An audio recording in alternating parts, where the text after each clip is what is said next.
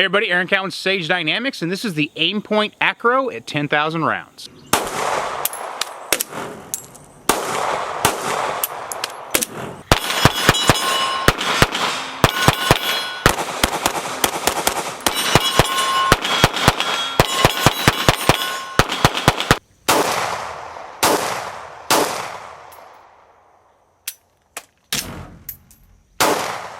For those of you that don't know, I'm a huge believer in handgun optics. I believe that they're the most effective, most natural way for us to shoot red dot sights, period.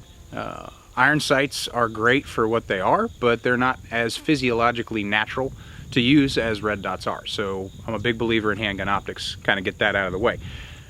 Also, if you're not aware, I do continuing evaluations on many handgun optics. I have a testing regimen, which I've explained in many videos. If you watched the ACRO video initially, my initial review process that I do for video's sake is 2,000 rounds. But if the optic makes it 500, 1,000, 1,500, 2,000 rounds continuing forward, I'm going to continue to use the optic in that testing regimen until or if the optic actually fails. I guess my bright line distance is right around 20,000. If I get an optic to 20,000 rounds, I'm probably going to be like, okay, this is good. Because you got to have an endpoint somewhere as far as the testing process is concerned. That testing process is actually pretty straightforward. It's round count. It's based on manipulations. Is the optic going to be able to sustain one-handed manipulation? Because some people use the optic body itself to manipulate the firearm. Is it going to be able to take shock, which I measure with a drop test, a shoulder height drop test, which is probably the most controversial thing I do. And that is intended to replicate as best as possible any sudden force that's delivered to the optic body to see if the optic body can take it. Doesn't necessarily mean people are going to be around there just dropping their guns. There's many other situations where the optic could come in contact with a hard object, which could potentially break it, and that's something that I want to know about. And I also do extreme cold, extreme heat testing, maintaining zero, and battery life, durability, functionality, things of that nature. So if you're familiar, or if you've watched, if you haven't watched, you can go back and watch it right now before you finish this video. The initial 2,000 round process, the ACRO actually did very well. The only thing that really occurred was a slight lens breakage. And that the ACRO has two lenses. There's an outer lens and an inner lens in the front. So my ocular lens has a protective lens, and then it has the actual objective, or the ocular lens for, I should say the objective lens, for the projection of the red dot onto the screen so you can use it in a traditional shooting method. Other than that, the optic did very well, but that was only 2,000 rounds. What happens when I add another 8,000? Normally, I probably wouldn't reach the point I'm at now as fast. I recently started a Patreon, and the Patreons jumped on it, and they wanted me to get the ACRO to 10,000 rounds as quickly as possible, and that's how I was able to do it. So I've been spending a lot of time. Basically, every time I went to the range, I'd put 1,000 rounds through it. Now, that's 1,000 rounds testing process per visit, which means every time I was coming to the range, not only was the ACRO getting 1,000 rounds put through it, it was also getting 2 shoulder height drop tests, which is what a lot of people seem to be interested in. So at 10,000 rounds, I've had 20 shoulder height drop tests.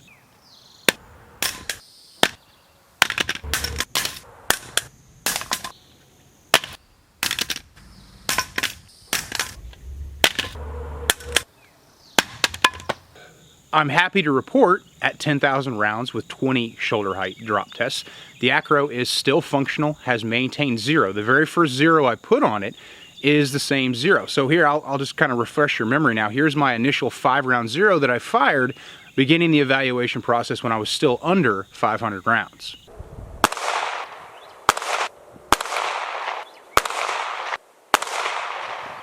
And here's the 5-round zero I shot once 10,000 rounds had been reached.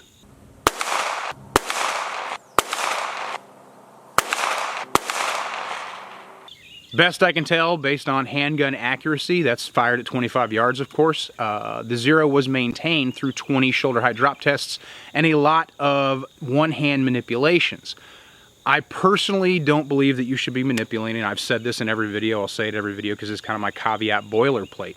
I don't believe that you should be manipulating your gun using the optic body unless you absolutely have to. If you have to shoot one-handed in a wounded drill or a one-hand only drill, because it's not necessarily just going to be your support hand only, it could be your primary hand only. That's one of the times where I'm like, okay, yeah, if you have to manipulate the gun, you have to manipulate the gun. You're going to do it however you're going to do it. And the best way to manipulate the gun is going to be a hard object versus a soft object. So cover any kind of object in the environment that is going to be able to help you reciprocate the slide for whatever reason you're doing it. That's something that you're going to have to do.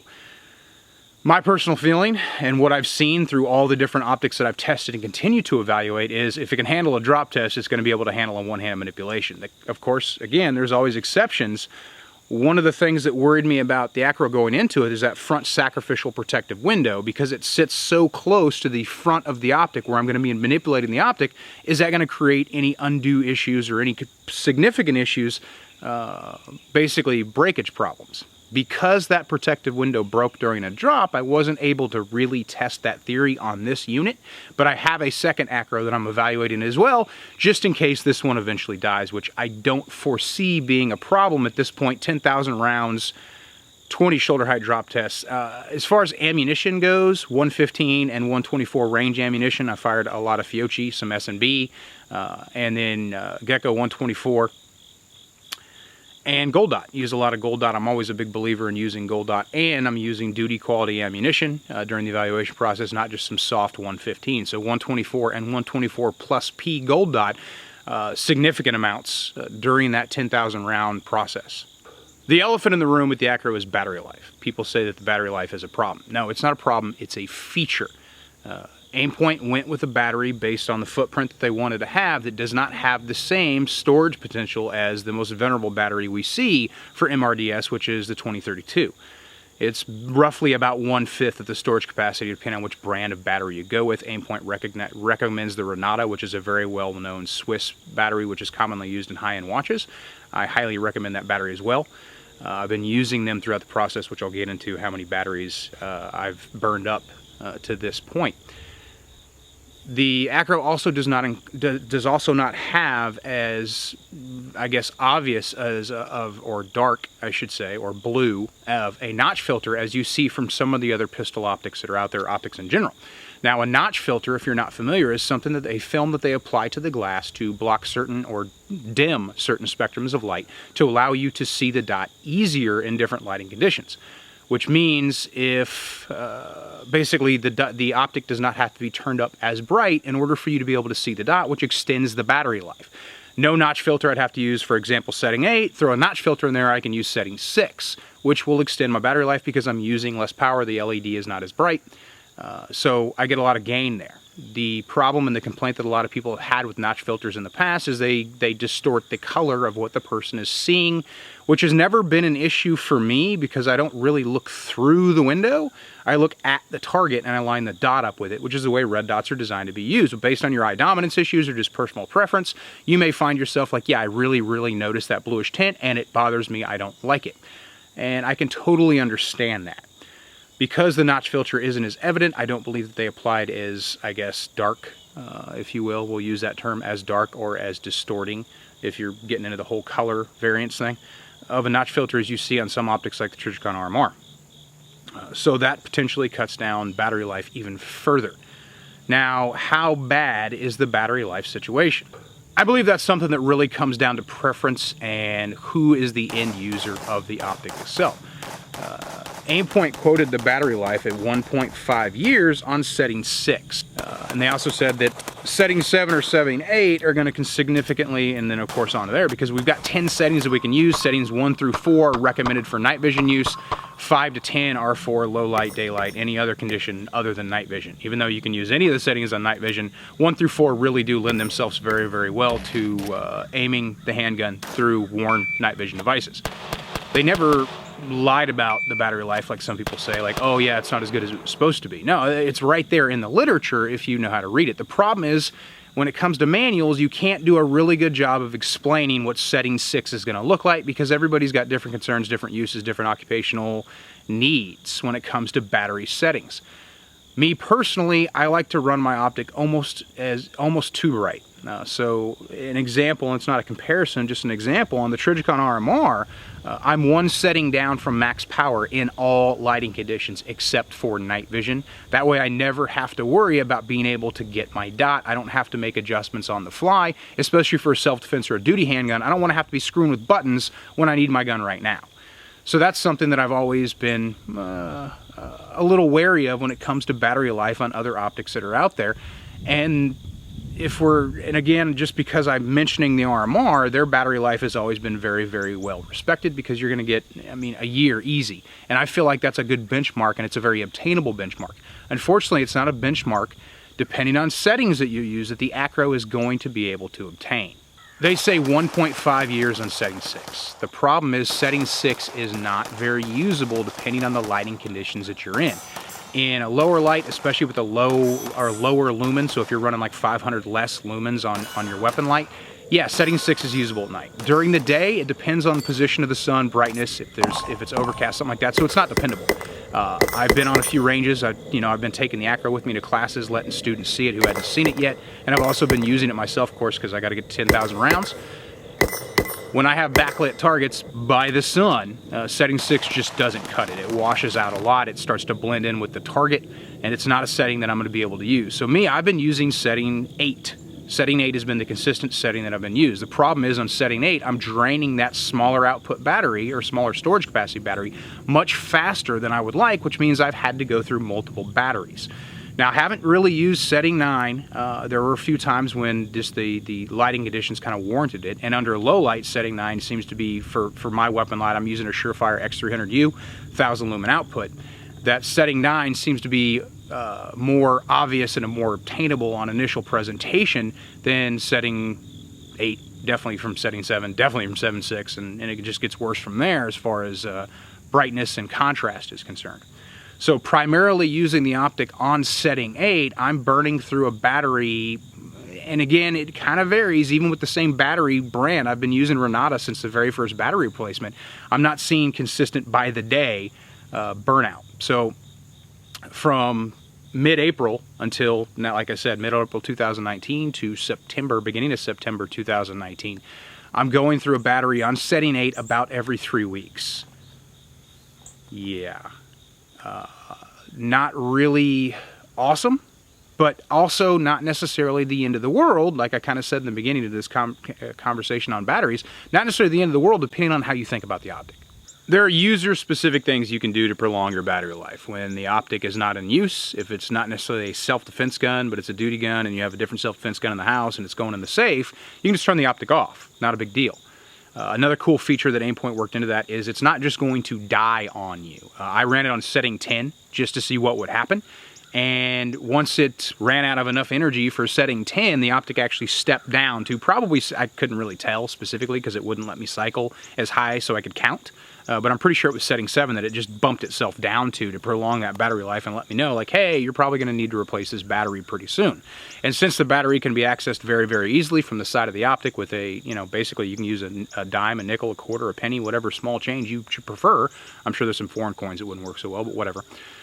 You're able to change the battery very quickly, and the batteries aren't really expensive. But it does give us pause, and some people, reasonably so. I don't think it's an irrational argument.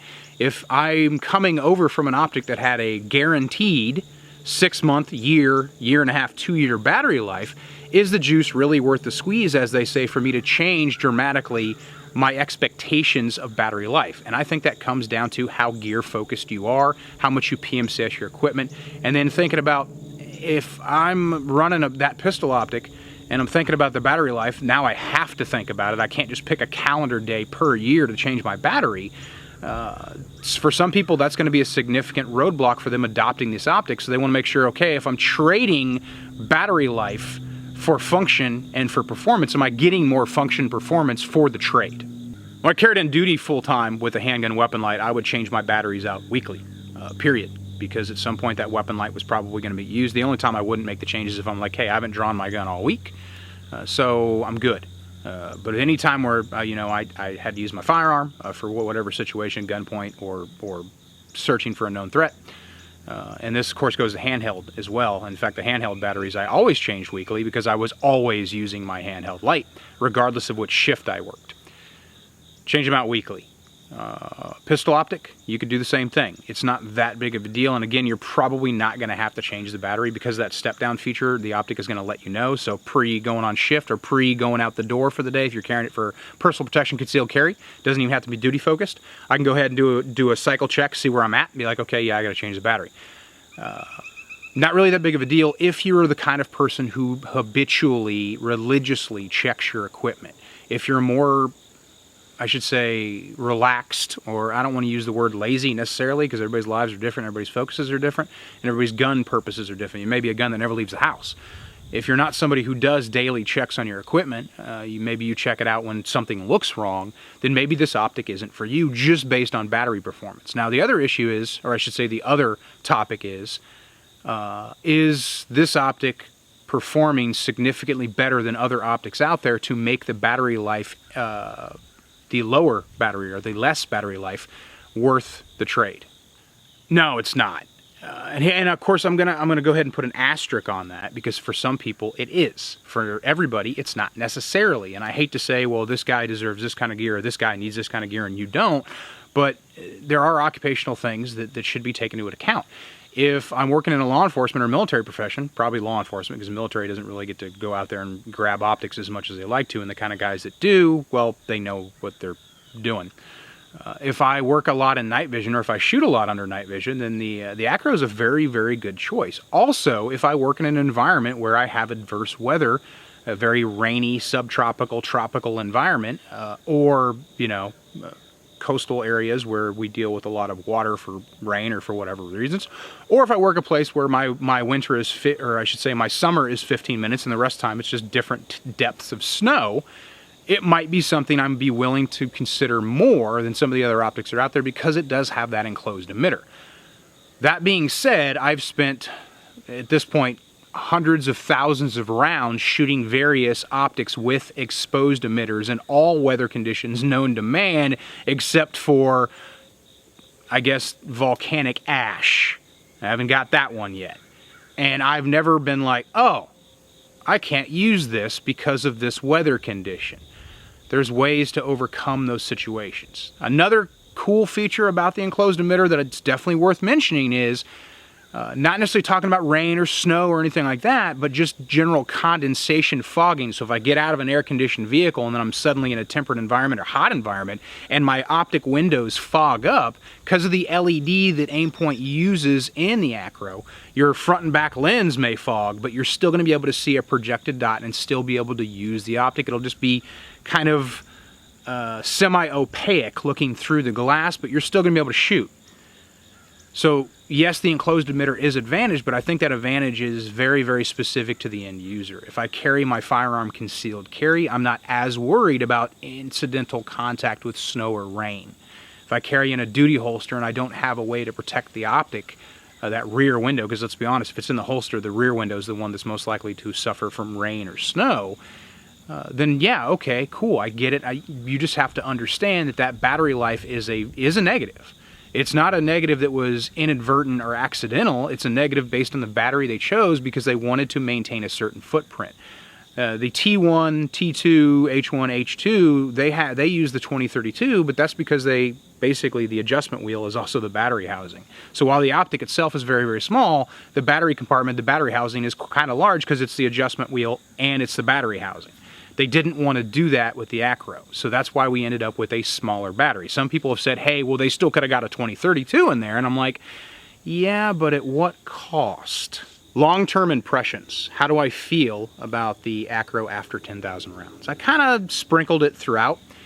It's a great optic. It's a very, very bomb-proof optic. I'm at 10,000 rounds, and of course my protective lens is broken, but that's it. The optic still functions. The optic is still zeroed.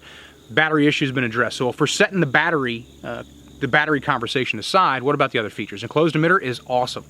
I think it's a very cool feature. It's just not something that I absolutely have to have depending on the environment that the firearm or the purpose the firearm is going to be used. Me personally, I'm not carrying the ACRO every day because it doesn't do everything well enough for me to make the switch. And to me, battery life is kind of an issue. And also, it doesn't do anything well enough, or the other desires that I have for an optic to perform on a handgun, for me to make the switch. And if I'm lining my columns up, and if I'm looking at all these different optics, and I've got two optics, just let's say Aimpoint ACRO and Optic B, Optic B wins because it's got better battery life. Because they both do everything I want them to do, but one has better battery life, so I'm just going to go with the one that has the most checks and the positive columns.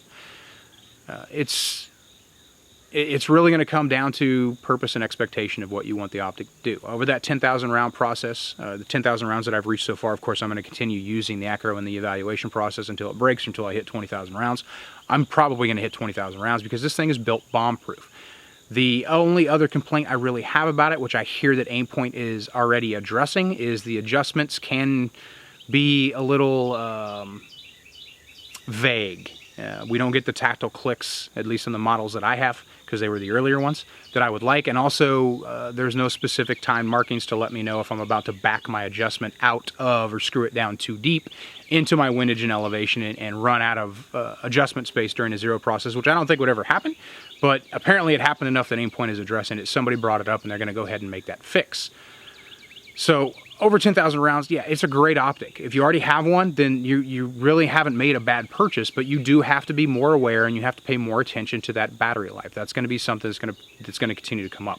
As far as functionality goes, somebody brought up, well, it's easier to acquire the dot and the Aimpoint ACRO. I'm the wrong person to ask for that, because I've been using Trigon RMR, Loophole Delta Point, and the other MR, basically any MRDSs on the market, I've owned it and probably already broke it, with the exception of a couple that I consider to be highly functional and dependable.